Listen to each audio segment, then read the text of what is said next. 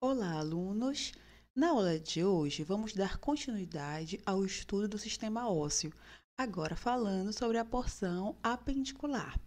Mais especificamente nesta aula, iremos abordar os ossos que fazem parte do complemento do membro superior. O membro superior é subdividido em 4 segmentos. O primeiro segmento, ou cíngulo escapular, faz referência à cintura escapular. O segundo segmento, o braço, da qual ocorre o osso húmero. Terceiro segmento, o antebraço, vai ocorrer então os ossos rádio e ulna. E quarto segmento dos ossos da mão. No cíngulo escapular, referente então à cintura escapular, que é uma porção importante que vai gerar então a conexão entre o esqueleto axial e o esqueleto apendicular. A cintura escapular vai unir então o esqueleto axial ao membro superior e a cintura pélvica, tema da nossa próxima aula, é referente então à união do esqueleto axial ao membro inferior. Na cintura escapular, vai ter a ocorrência, então, de dois ossos, a clavícula e a escápula. A clavícula é um osso que ele é mais anterior, ele é de vista anterior ou de vista ventral. Ele é um osso que vai aparecer horizontalmente. Dessa forma, ele vai possuir duas extremidades, que vai ser a extremidade mais, que eu posso chamar da extremidade mais proximal ou medial, porque ela está voltada para a linha média do corpo, ou medianalmente, ou pode ser chamada também de extremidade external, porque ela conecta com o osso externo. E eu vou ter a extremidade lateral ou a extremidade, no caso, lateral, que é voltada, então, para a porção lateral. E essa porção da clavícula, ela faz relação com o osso escápula, formando, então, a cintura escapular. Nessa imagem, vamos discorrer um pouco sobre o osso escápula. O osso escápula é um osso de vista posterior ou vista dorsal. Ele vai fazer conexão tanto com a clavícula quanto com o osso húmero, como vocês podem ver na imagem que se movimenta. E esse osso escápula, ele vai possuir então uma borda, que é a borda medial, vocês podem ver na imagem, voltada para a linha média do corpo, uma borda lateral, voltada para a porção lateral e uma borda superior. Nesta outra imagem, mostra então a escápula com relação a seus ângulos. Então, ela vai possuir esse ângulo mais superior ou mais alto, que seria a porção mais alta do dorso, dessa porção mais superior. Um ângulo inferior e também ângulos laterais. Agora, vamos falar aqui nesta aula dos principais acidentes ósseos que vão ocorrer no osso escápula. Sabemos já que acidentes ósseos são estruturas ou pontas ou cavidades, são variações, modificações na estrutura do osso que são importantes como ponto de conexão mais à frente para no estudo dos músculos. Vamos perceber que eles vão ser importantes para a fixação dos tendões dos músculos e também vão ser importantes na associação entre os ossos, né, nas articulações. Então, do osso escápula, pontos, no caso, dentes ósseos importantes, vão ser a espinha da escápula, como vocês podem ver aqui na imagem, espinha da escápula, esse segmento, espinha da escápula, que ele sai como se ele saísse da porção do osso em direção para fora, ó, espinha da escápula, e ele vai estar na extremidade, ele vai finalizar numa porção conhecida como acrômio, que é esse mesmo segmento aqui, ó. O acrômio da escápula. Outro ponto importante é o processo coracoide, que é esse segmento que ele vai ficar de vista mais interna. Processo coracoide vai ser um ponto de fixação para o músculo coracobraquial. E vamos ter também aqui como ponto muito importante a cavidade glenoide.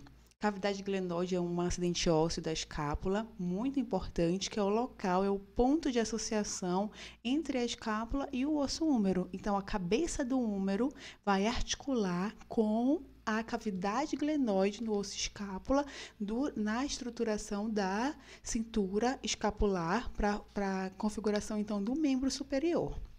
Nessa outra imagem, vou mostrando então novamente, recapitulando, ok? A porção da espinha da escápula, que é essa porção média, mais externa, o acrômio, o processo coracoide e a cavidade glenoide. Você percebe também que a cavidade glenoide ela é rasa, ela não é uma extremidade muito funda.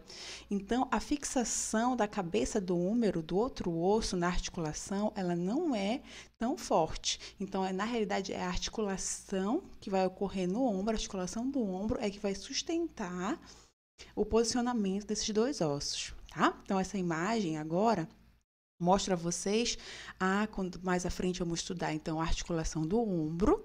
Então, quem faz relação? Quais ossos, tá? Então, nessa articulação do osso, vai fazer relação, então, o osso húmero, a escápula e a clavícula, tá? Eles vão se associar nessa estruturação para formar, então, a articulação do ombro. Dando continuidade, temos os ossos, então, que vão formar o membro superior. Osso húmero, segmento do braço, rádio e una no segmento do antebraço. O osso húmero é classificado como osso longo, como você já estudou. E esse osso, a gente sabe que no estudo dos ossos, o que é mais importante, né? É estudar as extremidades, que variações, que estruturas, que acidentes ósseos vão ocorrer nas extremidades, tanto proximal quanto distal desse osso. Na imagem, vamos falar então da epífise proximal. Então, no húmero, na porção proximal, vai estar a ocorrência então da cabeça do húmero, esse segmento que vai ser o segmento que vai articular com a cavidade glenoide, que nós falamos há pouco. Posteriormente, aqui, ó, de vista superior, vamos ter o tubérculo menor e o tubérculo maior, e entre os dois tubérculos existe então a goteira intertubercular, porque ela está entre os dois tubérculos. Então, na extremidade ou na epífise proximal do osso húmero, vamos encontrar a cabeça do húmero, tubérculo maior, tubérculo menor e a goteira intertubercular, e também o segmento do colo anatômico. Na extremidade distal do osso húmero, que vocês podem ver na imagem em movimento, ela vai fazer relação com os outros dois ossos na articulação do cotovelo, que vai ser o osso rádio e una. Então, na epífise distal do húmero, vamos encontrar acidentes ósseos importantes que vão estar funcionando na articulação do cotovelo.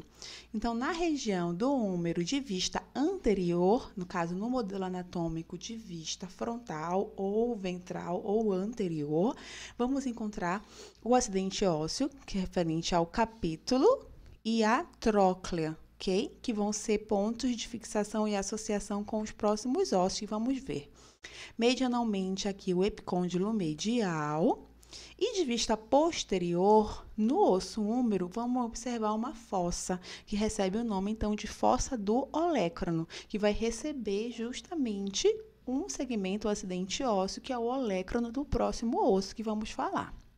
Então, aqui mostrando o húmero novamente, de vista posterior, vai ser observada, então, a fossa do olécrano, ok? De vista posterior, observada, então, nesse osso, uma fossa, uma cavidade, chamada de fossa do olécrano. O epicôndilo lateral, ok? Do osso. E aqui, novamente, observando o capítulo e a tróclea. Acima dos dois, tem uma pequena fossa, que é chamada de fossa coronoide. Agora, o próximo osso já referente, então, ao antebraço. No antebraço, vamos observar, então, dois ossos, rádio e una. Falar inicialmente da una.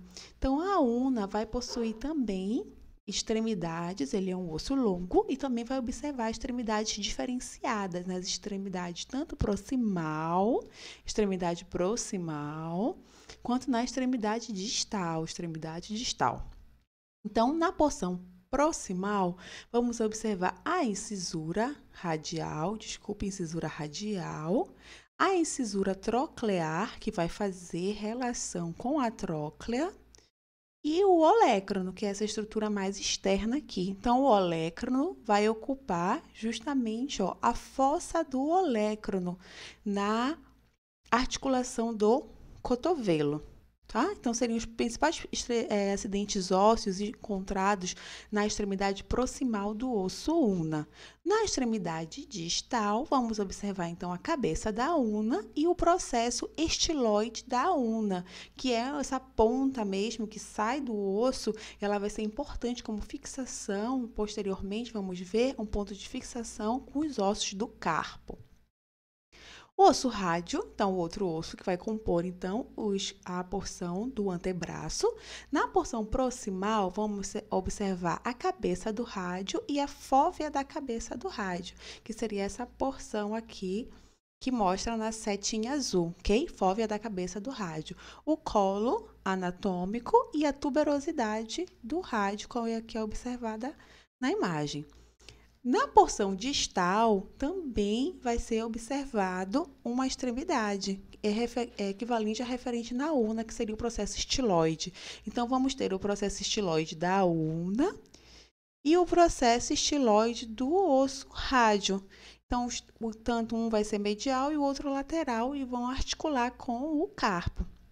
Nessa imagem, ela mostra a vocês justamente a estruturação da articulação do cotovelo, tá? Que ossos, que segmentos, que partes ósseas vão se conectar. Então, esse aqui é o osso húmero, que é mostrado na imagem, ok? Pela seta.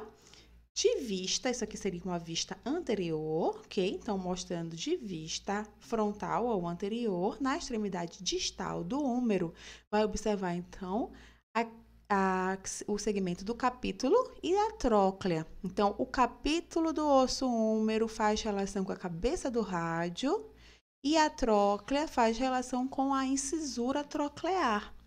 De vista posterior, vamos observar então que o olecrano da ulna. Então, o olecrano da ulna, ele faz relação, ele encaixa na fossa do olecrano. Isso aqui é uma vista, então, posterior ou uma vista dorsal. Então, seria a relação que vai ter na articulação do cotovelo. Na porção mais distal, vamos observar, então, cabeça da ulna,